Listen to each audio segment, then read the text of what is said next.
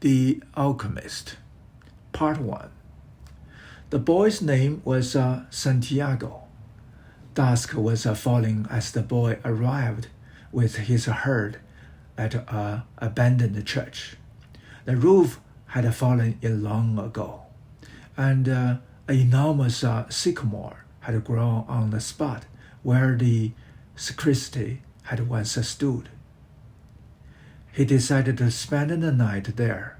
He saw to it that all the sheep entered through the ruined gate, and then laid some planks across it to prevent the flock from wandering away during the night. There was no wolves in the region, but once an animal had strayed during the night, and the boy had to spend the entire next day searching for it. He swept the floor with his jacket and lay down, using the book he had just finished reading as a pillow. He told himself that he would have to start reading thicker books. They lasted longer and made more comfortable pillows. It was still dark when he awoke. Looking up, he could see the stars through the half-destroyed roof. I wanted to sleep a little longer, he thought. He had had the same dream that night as a week ago, and once again he had awakened before it ended. He arose and, taking up his crook, began to awake the sheep that still slept. He had noticed that as soon as he awoke, most of his animals also began to stir. It was as if some mysterious energy around his life to that of these sheep, with whom he had spent the past 2 years, leading them through the countryside in search of food and water. They are so used to me that they know my schedule, he muttered. Thinking about that for a moment, he realized that it could be the other way around, that it was he who had become accustomed to their schedule. But there were certain of them who took a bit longer to awaken. The boy prodded them one by one with his crook, calling each by name. He had always believed that the sheep were able to understand what he said, so there were times when he read them parts of his books that had made an impression on him, or when he would tell them of the loneliness or the happiness of a shepherd in the fields. Sometimes he could comment to them on the things he had seen in the villages they passed.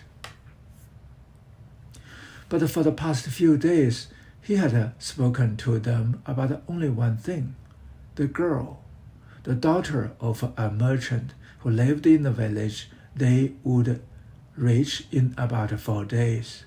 He had been to the village only once, the year before.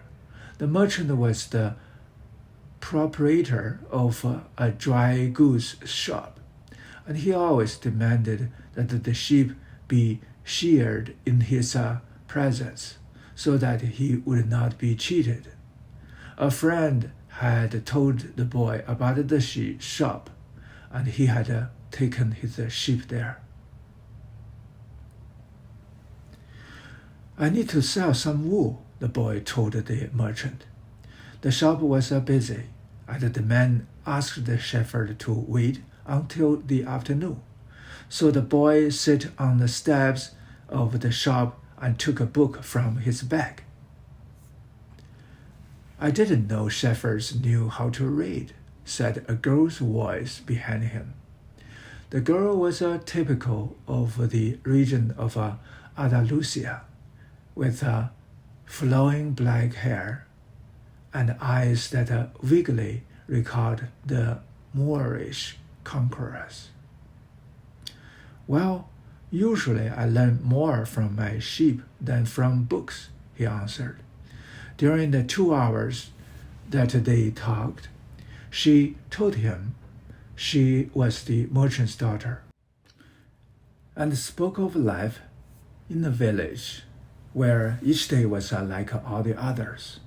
The shepherd told her of the Andalusian countryside, and related the news from the other towns where he had stopped. It was a pleasant change from talking to his sheep.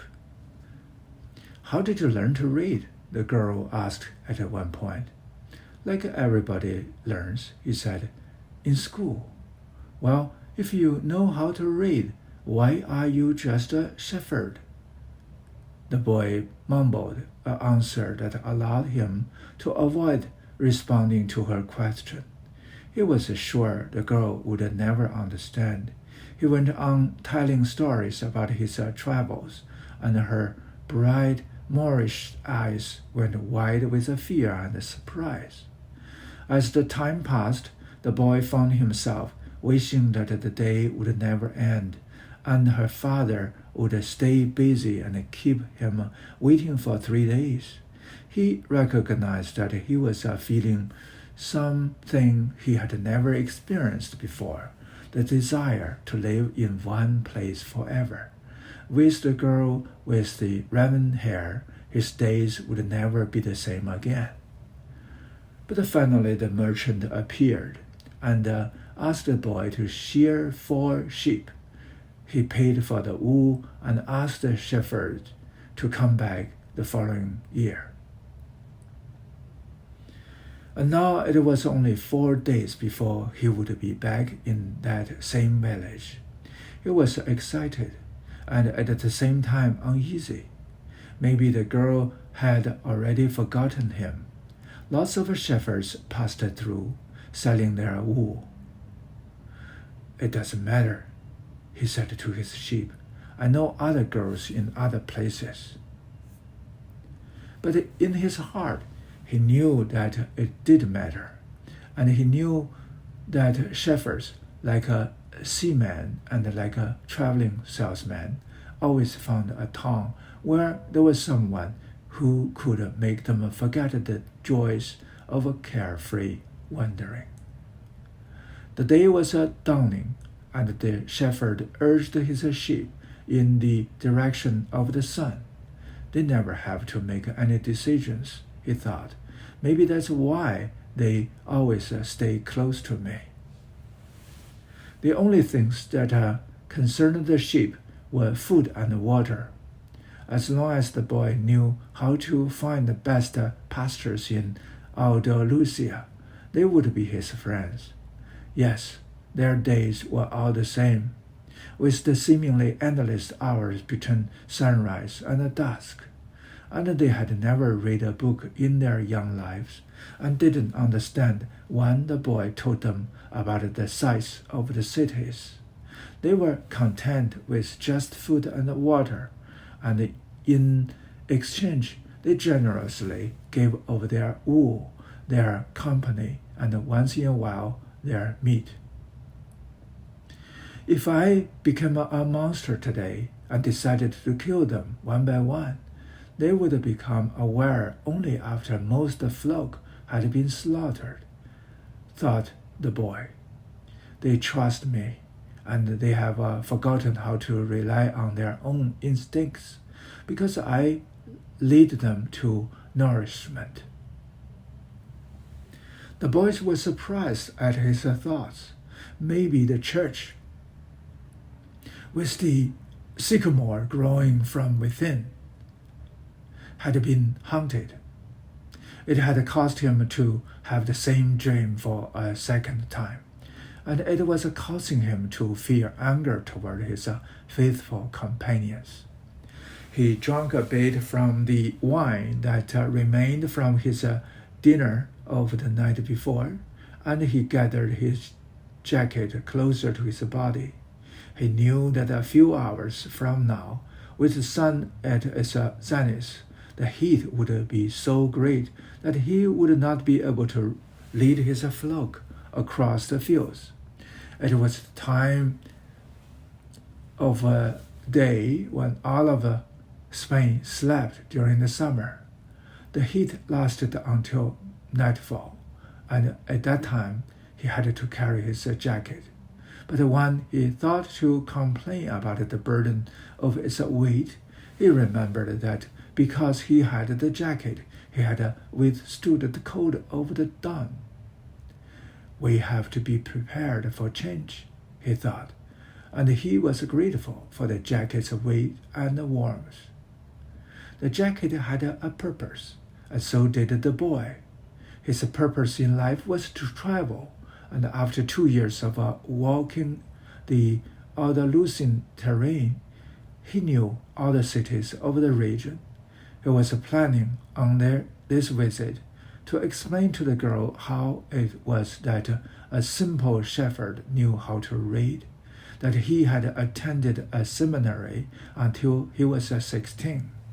His parents had wanted him to become a priest, and thereby a source of pride for a simple farm family. They worked hard just to have food and water. Like the sheep, he had studied Latin, Spanish, and theology. But ever since he had been a child, he had wanted to know the world, and this was much more important to him than knowing God and learning about man's sins. One afternoon, on a visit to his family, he had summoned up the courage to tell his father that he didn't want to become a priest, that he wanted to travel. People from all over the world have passed through this village, son, said his father. They come in search of new things, but when they leave, they are basically the same people they were when they arrived. They climbed the mountain to see the castle, and they went up thinking that the past was better than what we have now. They have blonde hair or dark skin, but basically they are the same as the people who live right here. But I would like to see the castles in the towns where they live, the boy explained. Those people, when they see our land, say that they would like to live here forever, his father continued. Well, I would like to see their land and see how they live, said his son.